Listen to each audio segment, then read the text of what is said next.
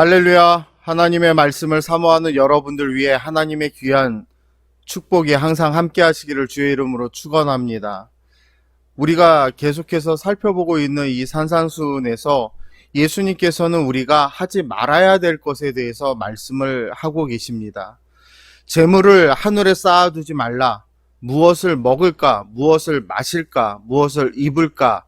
또 염려하지 말라. 또 비판하지 말라. 거룩한 것을 개에게 주지 말며 진주를 돼지 앞에 던지지 말라. 이렇게 하지 말라라고 말씀하시다 보니 이 많은 이야기들 때문에 사람들은 예수 믿는 것이 어렵다라고 말하게 됩니다. 그러나 우리가 어린 시절 부모님께서 왜 그토록 우리에게 이것도 하지 말고 저것도 하지 말라고 하셨는지를 지금 와서 가만히 생각해 보면 부모님 자신을 위해서가 아니라 우리를 위해서 그렇게 말씀하셨다라는 것을 이제 우리 자신들이 아이를 낳고 아버지가 되고 부모가 되어 봤을 때에 그것을 깨닫게 됩니다. 사실 생각해 보면 부모님들은 하지 말라라는 것만 말씀하신 건 아닙니다. 오히려 우리에게 이것도 하고 저것도 하라고 말씀을 하셨는데 우리는 단지 하지 말라라고 말씀하신 것만 기억을 하고 있을 뿐이지 부모님들이 우리에게 하라고 하신 것들을 기억하고 그것을 잘 실천했다면 아마 우리의 삶은 더 풍성해져 있었을 것입니다. 일찍 자고 일찍 일어나라는 부모님의 말씀을 아마 제가 순종했다면 지금보다 훨씬 더 나은 삶을 살고 있지 않을까요? 아니면 공부를 열심히 하라는 말씀을 우리가 귀담아 듣고 그것을 잘 따라갔다면 우리가 사회 속에서 좀 더 나은 역할을 감당하고 있지 않겠습니까? 하나님 말씀에 순종하라는 말씀을 늘 우리의 가슴 속에 새기고 살았다면 우리가 지금보다 훨씬 더 나은 영적인 신앙생활을 하고 있지 않겠습니까? 예수님께서도 지금까지는 하지 말라라는 말씀에 대해 하지 말아야 될 것에 대해서 말씀을 하셨습니다. 그러나 우리가 알아야 될 것은 예수님께서도 하지 말아야 할 것만 말씀하신 것이 아니라 해야 할 것에 대해서도 말씀을 하고 있다라는 사실입니다. 사실 이 땅에 보물을 쌓지 말라라고 하셨는데 이 말씀을 그대로 실천한다는 것이 어렵다라는 것은 누구보다도 우리가 다 잘 알고 있습니다.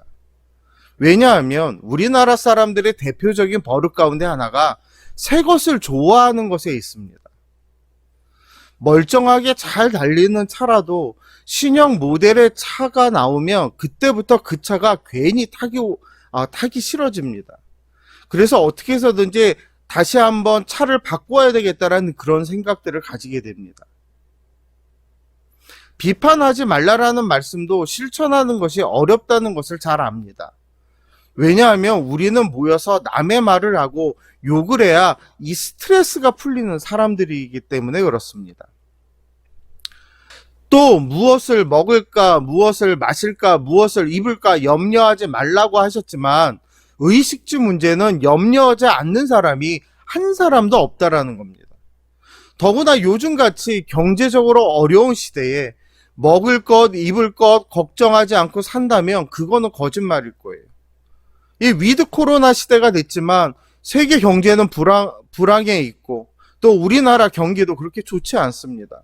그러다 보니 더더욱 더 어려운 이 사회 속에서 이 경제 속에서 걱정을 안 할 수 없다라는 겁니다. 그러다 보니까 우리의 힘으로는 주님께서 우리에게 말씀하신 것을 실천한다는 것이 너무나도 어렵습니다. 그래서 사람들은 신앙생활이 힘들다 혹은 어렵다라고 이야기를 합니다.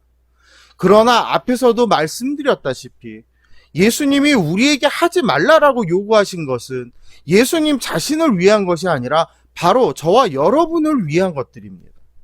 그러므로 예수님께서 우리에게 하지 말라라고 말씀하신 것을 우리가 하지 않는다면 우리에게 정말 유익일 것입니다. 물론 그것이 쉽지 않다는 것을 예수님도 알고 계시기에 이번엔 우리가 그것을 실천할 수 있도록 방법을 가르쳐 주고 계십니다. 그 방법이 무엇입니까? 구하라, 찾으라, 문을 두드리라. 이 방법을 가르쳐 주고 계십니다. 어떤 분은 이 산상수훈에서 완전히 독립된 부분으로 이 부분을 따로 설명하는 분들도 있습니다. 그러나 오늘 읽은 본문의 말씀은 6장으로부터 7장 6절까지와 전혀 상관없이 독립된 말씀이 아니라 이 문맥상 바라다 봤을 때 산상수훈과 계속해서 연결되어져 있음을 우리는 밝혀두고 시작을 합니다. 7절 말씀을 제가 다시 한번 봉독해 드리겠습니다. 구하라, 그리하면 너희에게 주실 것이요. 찾으라, 그리하면 찾아낼 것이요. 문을 두드리라, 그리하면 너희에게 열릴 것이니. 하지 말라라는 것이 많아서 신앙생활하기 어렵다라는 사람은 지금 방금 읽은 말씀을 모르기 때문에 그런 말을 하고 있는 겁니다. 여러분 한번 생각해 보세요. 모든 신자가 이 말씀을 신실하게 붙들다면 어떻게 되겠습니까? 이루 헤아릴 수 없는 하나님의 축복을 우리는 경험하게 될 것입니다. 이렇게 놀라운 일들을 경험함에도 불구하고 신앙생활이 어렵다라고 말하는 사람이 있을까요? 그래도 신앙생활은 역시 힘들다고 말하는 사람이 있을까요? 신앙생활은 힘든 것이 아닙니다. 말씀을 붙들고 그 말씀을 의지하고 나아가면 신바람 나는 것이 바로 신앙생활입니다. 만약 여러분 중에 신앙생활이 힘들고 어려워서 더는 신앙생활하고 싶지 않다라고 생각하는 분들이 계신다면 생각을 바꾸어야 합니다. 구하고 찾고 두드려서 내 눈앞에서 얻게 되고 찾게 되고 열리게 되는 것을 보면 신앙생활을 포기하려야 포기할 수 없는 것입니다. 아니, 정말 감격해서 그냥 앉아있지 못한다라는 것입니다. 그렇다면 좀 더 구체적으로 구하고 찾고 두드리는 것에 대한 비밀을 이 시간 한번 함께 생각해 보도록 하겠습니다. 먼저 이 말씀을 반대로 생각해서 구하지 않으면 주시지 않고 찾지 않으면 찾지 못할 것이고 문을 두드리지 않으면 열어주지 않을 것이다 라고 말해서는 안 됩니다. 왜냐하면 하나님께서는 구하지 않는 자에게도 주시고 찾지 않는 자에게도 찾게 하시고 두드리지 않는 자에게도 문을 열어 주시기 때문에 그렇습니다. 지금까지 여러분이 살아오는 인생의 여정을 한번 생각해 보시기 바랍니다. 여러분이 구하지 않았는데 하나님으로부터 받은 것들이 하나도 없으십니까? 찾지 않았는데 찾은 것이 하나도 없으십니까? 간절히 두드리지 않았는데 삶의 문이 열리는 그런 경험을 한 번도 해보지 못하셨습니까? 그러면 왜 하나님은 구하지도 않았는데도 주시고 찾지 않았는데도 찾게 하시고 문을 두드리지 않아도 결국은 문을 열어주시면서 하시는 말씀이 구하라, 그리하면 너에게 주실 것이요. 찾으라, 그리하면 찾아낼 것이요. 문을 두드리라, 그리하면 너에게 열릴 것이라고 말씀을 하셨을까요? 그 해답은 본문 11절에 나와 있습니다. 너희가 악한 자라도 좋은 것으로 자식에게 줄 알거든 하물며 하늘에 계신 너희 아버지께서 구하는 자에게 좋은 것으로 주시지 않겠느냐. 아멘. 우리가 구하지 않아도 얻을 수 있지만 구하는 자는 더 좋은 것을 얻게 될 것이라고 말씀하고 계십니다. 사람은 대개 자신이 구하지 않았는데도 얻게 되는 것에 대해서는 귀하게 여기지 않습니다.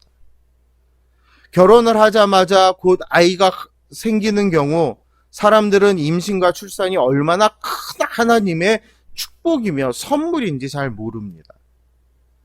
그저 남들이 아이를 낳으니까 나도 낳는 것 정도라고 생각을 합니다. 그러나 한 생명을 위해서 끊임없이 기도하다가 아이를 얻게 되면 그 생명의 귀함을 알게 될 것입니다. 한 생명을 얻는다는 것의 소중함을 말입니다. 여러분, 이스라엘의 경우도 홍해를 만났을 때 하나님께 간구하기보다는 뭐 했습니까? 원망했어요. 그런데 하나님은 홍해를 가르시고 이스라엘 백성들을 구원해 주셨습니다. 물론 그들은 홍해를 건넌 후 하나님을 찬양했습니다. 그러나 그 다음에 얼마 지나지 않아서 마라에서 쓴물을 만났습니다. 그때도 그들은 어떻게 했습니까? 원망만 했습니다. 정말 신기할 정도로 하나님의 은혜를 잊어버린 것입니다. 그들이 홍해를 갈라서 자신들을 인도하신 그 하나님을 마음속 깊이 담고 있었다면 적어도 마라에서 쓴물을 만났다라고 해도 하나님을 원망하는 일은 하지 않았을 것입니다. 그러면 왜 조금 전에 있었던 그 일들을 그들이 기억하지 못했을까요? 그것은 그냥 거저 얻었기 때문에 그렇습니다. 거저 얻었기 때문에 그 은혜를 잊어버린 거예요. 이제 산상수훈에 나왔던 말씀을 적용해 생각해 볼 수 있습니다. 예수님께서는 염려하지 말라, 비판하지 말라, 보물을 땅에 쌓아두지 말라 하셨습니다. 그런데 예수님을 믿고 나니 저절로 염려가 사라지고 다른 사람을 비판하지 않고 보물을 쌓아두지 않는다면 예수님의 말씀을 지키고 행하는 것이 얼마나 귀한 일인지 모를 것입니다. 염려되는 부분이 있을 때 그 문제를 가지고 계속 기도하다가 마음의 평안을 찾게 되면 그만큼 기쁠 데가 없습니다. 보물을 땅에 쌓아두지 말라라는 말씀 때문에 늘 고민하다가 마침내 어려운 사람을 위해 자신의 일부를 내어놓게 될 때 그 기쁨을 어떻게 표현할 수 있겠습니까? 그런데 구하는 우리가 꼭 알아야 될 것이 있습니다. 우리가 구하기만 하면 하나님께서 다 주시는가 하는 문제입니다. 물론 그렇지는 않습니다. 어떤 분은 이 말씀을 따라서 주님 무조건 믿습니다. 무조건 주실 줄 믿습니다. 라고 기도하는 사람들이 있습니다. 얼핏 보면 믿음이 굉장히 좋은 사람인 것 같지만 실상은 그렇지 않습니다. 물론 구하는 대로 다 이루어지면 얼마나 좋겠습니까?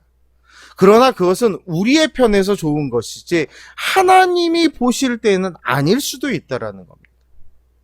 그래서 요한일서 5장 14절에 보면 그를 향하여 우리가 가진 바 담대함이 이것이니 그의 뜻대로 무엇을 구하면 들으심이라 라고 했습니다.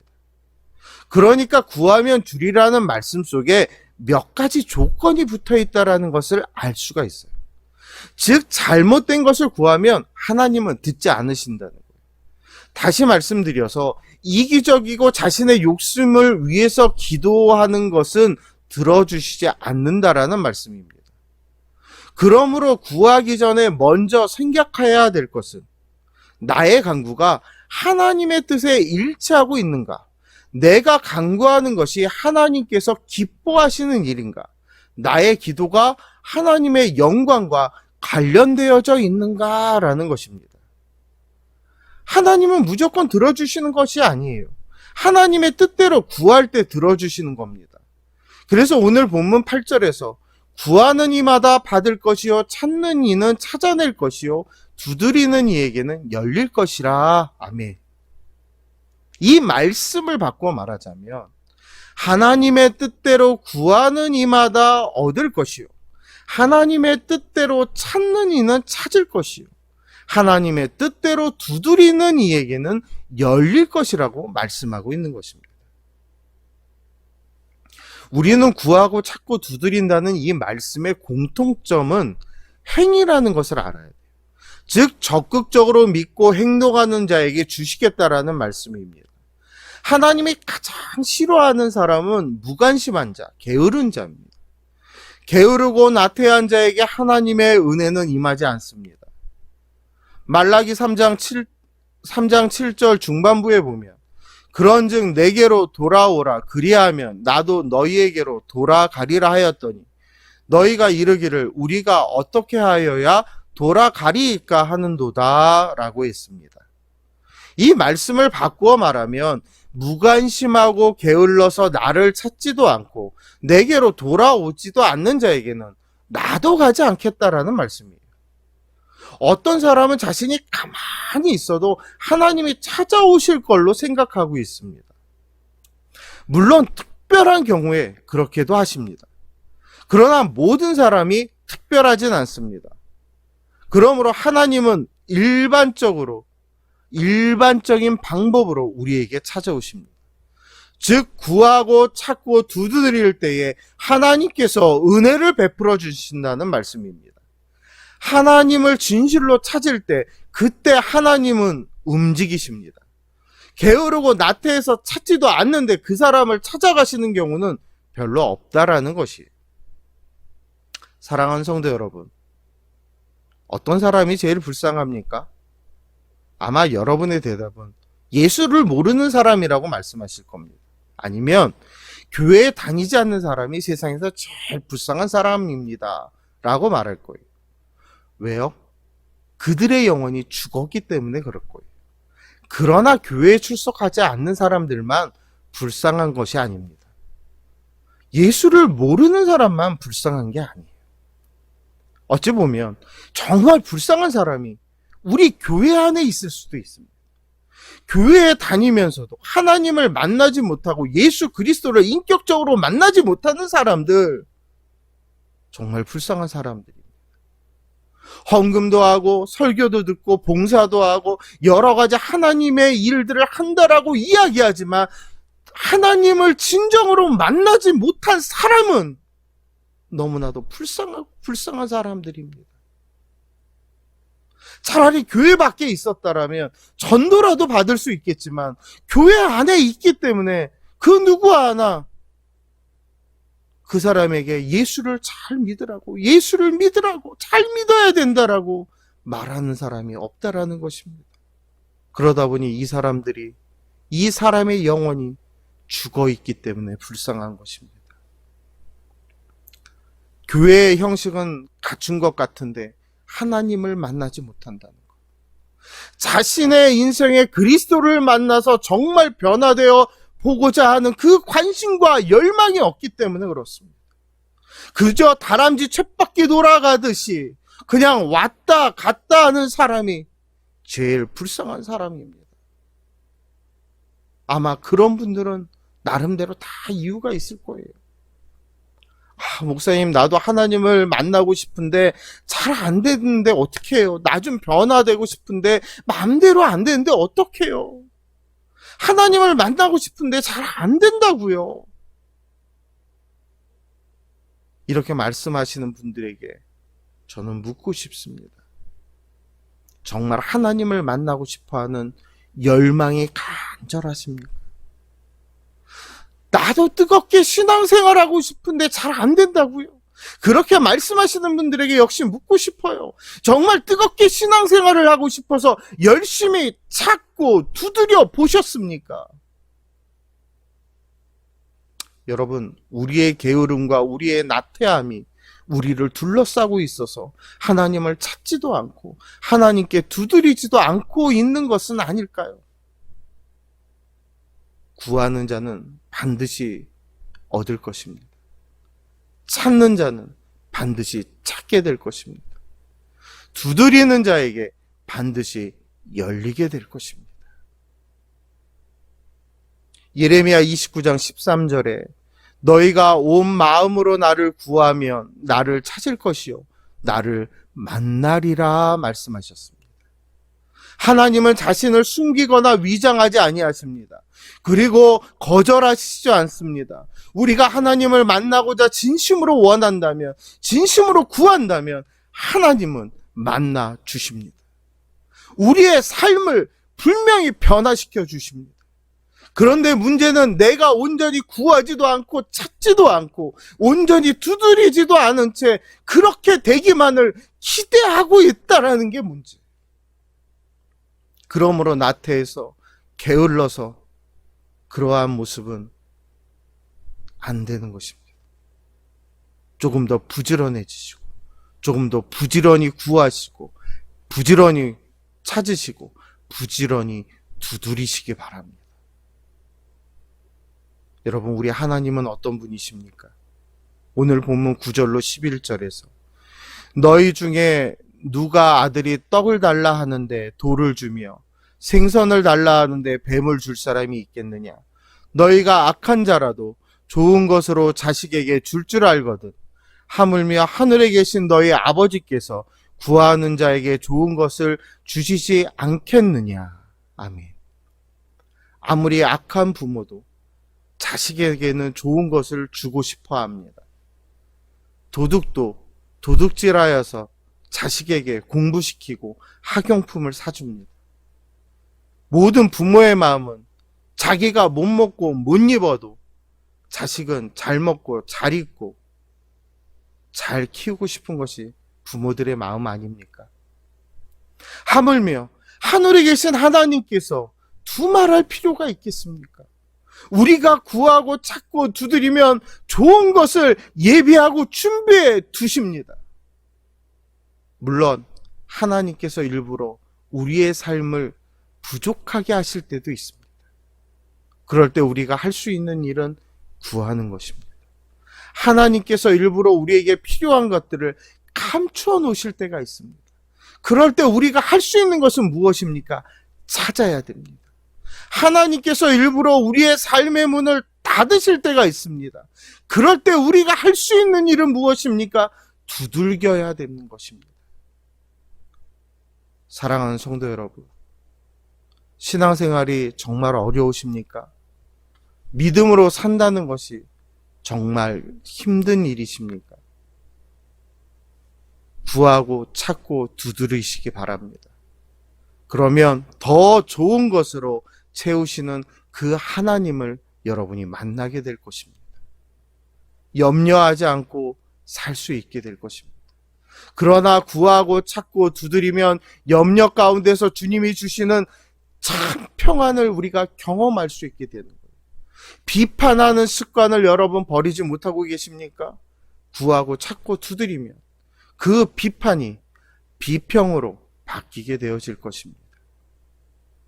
오늘 본문 7절로 8절의 말씀을 다시 한번 함께 봉독하면서 오늘 말씀을 맺도록 하겠습니다. 구하라 그리하면 너에게 주실 것이요 찾으라 그리하면 찾아낼 것이요 문을 두드리라 그리하면 너희에게 열릴 것이니 구하는 이마다 받을 것이요 찾는 이는 찾아낼 것이요 두드리는 이에게는 열릴 것이니라. 아멘.